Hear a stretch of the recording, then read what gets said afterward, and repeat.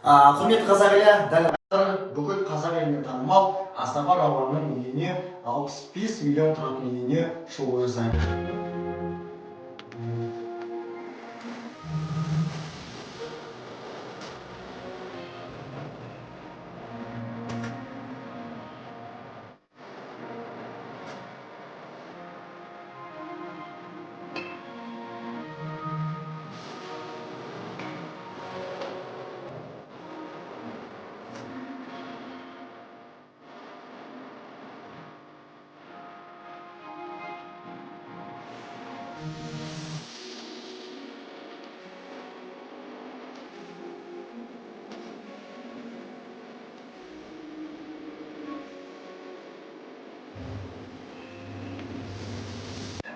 Барлық нәрсені айтамыз, тексереміз, көреміз, қай жерде не бар, не дұрыс емес, қалай болған, барлығын тексеретін боламыз. 65 миллионның үйінің бірінші сыртынан бастайық кеттік. Енді далада көрсететін еш нәрсе жоқ. В принципе, әлі есігінің алдына батпақ болып жатыр, лай болып жатыр, бірінші минус.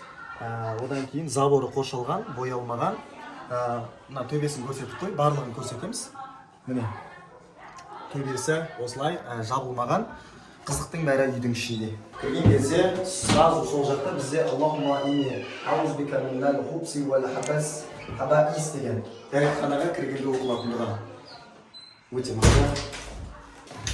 Мына жерде осындай санузел. Санузелдің кіргеннен бастап мен минус іздеп жатырмын. Мына терезені көрсетіп қойып. Ішінен дала көрінбейді, бірақ сыртынан ішіндегі адам туалет көрсе көрінеді. Мына жақта кірген кезде сразу осындай шкаф жасаған. Өте әдемі, прям кіреберісі өте жақсы жасалған. Мына жерде айна. Короче, кірген кезде осындай қол жасаған. Рауан деген жігіт бауырымыз. Қаншама жігіттер үлгі болатын жігіт себебі дәл қазір жасы 28-де болса да, Аллаға шүкір, өзінің еңбегімен осындай үйді салды. 65 миллион қаншама жігіттер бар. Минустар бәрін айтты. Жалпы кез келген әйелдердің бұл өзінің бір офисі ғой, қараңыздар, не деген әдемі кухня. Прям свет, барлығы, мынау вообще кайф жасаған. Әдемі күшті. Мына жақта уже полный жалпы үйдің кладовкасы, бүкіл сантехниканың заттары, газ, су, свет барлығы осы жақта орналасқан. Өте әдемі. Майда шүйде кухняның заттары қойылған мәлім. Біз қазақ қонақ күткенде жақсы көретін халықпыз. Бұл өте үлкен зал, осындай керемет. Мына жақта 3 терезесі орналасқан. Вообще кайф. Но залда да бір минус бар. Көрсетем. Уже минус. Айттым ғой мен мақтап, еще минустарын айтамын. Мына жақта мен қыздар отыр. Телевизор көретін жер. Бірақ негізі холда диван тұрған дұрыс. Уже екінші минус. Мына жақта бізде үлкен санузел. Қараңыздар. Мощный. Прям әдемі, кайф, үлкен, кең. Душы да әдемі екен. Қараңыздар. Кайф. Төбесі де әдемі екен. Үйдің ішіндегі үшінші минус. Мынаны жап қойған. Бұны кішкентай балалар ұстап, қолдарын күйдіріп алу мүмкін. Негізі жауып қойған дұрыс. Мына жақта кладовка. Чисто осындай заттарды қоятын. Осындай бір кішігірім бөлме. Мына жақта бізде бірінші спальня. Үлкен спальня. Құдай қаласа, бұл комнатада енді соны айтайын деп отырмын. Міне, мына жақта уже шеттен дұрыс бітірмеген. Көрдіңіздер ма? Мен барлығын айтамын.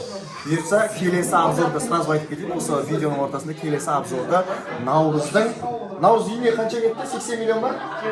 70 миллион. 87 миллиондық Наурыздың үйін көрсем, ода да бүкіл минустарды айтатын боламын. Мына жақта бізде екінші спальня. Бұл спальняда мен осындай әдемі комната. Қонақтарға келгенде жататын немесе Бұйыртса Алиханның да үйін көрсем, бұл комнатада да бір минус бар. Жүріңіз көрсем сізге. Уже төртінші минус. Туалет тұңбады. Мына жаққа қараңыздар. Мына жаққа мынандай нәрсе жетпей қалған. Бұл нәрсенің аты негізі плинтус. Бұл жайнамаз алып тастаған оған досым. Ол ақшасына жай намаз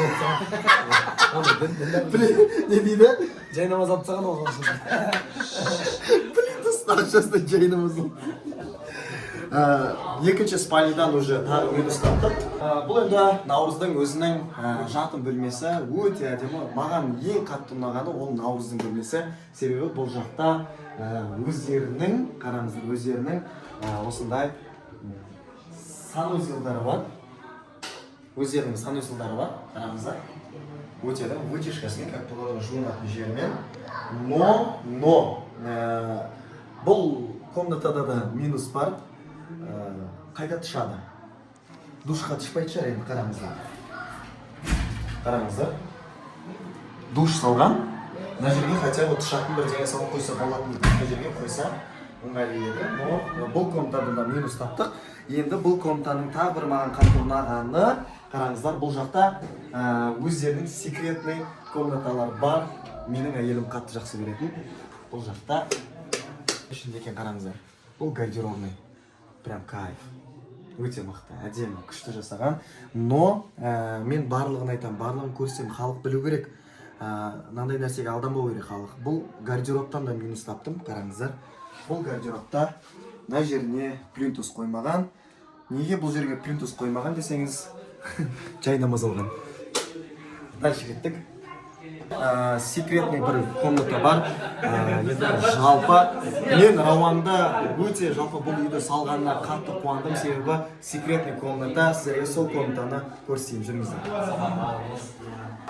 Жалпы бұл секретный комнатаны көруге дайын болсаңыздар, жүріңіздер. Бисмиллахиррахманиррахим. Машалла. Мына комнатаның өзі кәдімгі Раудан комнатаға кіресің, вообще атмосфера, аура бөлек, барлығы тып-тыныш, шағын жайта бар. Мына жерде Рауанның өзінің чисто намаз оқитын бөлмесі. Осы бөлмеден қари хафиздар шықсын деп тілейміз, енді Құдай қаласа, иншалла. Қараңыздар, өте әдемі. Жалпы дәл осы үйге полностью кеткен ақша жермен бірге, енді үйдің сырты әлі толықтай бітпеген, бағана көргендеріңізде үйдің іші 99%-ке бітіп тұр, жаңа майда шүйде жұмыстары ғана бар. Жалпы дәл осы тұрған қалпында жермен бірге, қоршаумен бірге бұл үйге 65 миллион теңге, плюс-минус 60-65 миллион теңге ақша кетті. Әр қазақтың шаңырағына осындай керемет үй жұғысты болсын. Бұл үйдің енді қатты ұнаған нәрсесінің бірі потологы 3,5 метр. Құдай қаласа, мен де осындай әдемі үйді салатын боламын. Маған да тілеп қойыңыздар, өздеріңізге де осындай әдемі үй жұғысты болсын. Келесі үйді Құдай қаласа байдың балалары Наурыздың үйін көретін болыңыздар.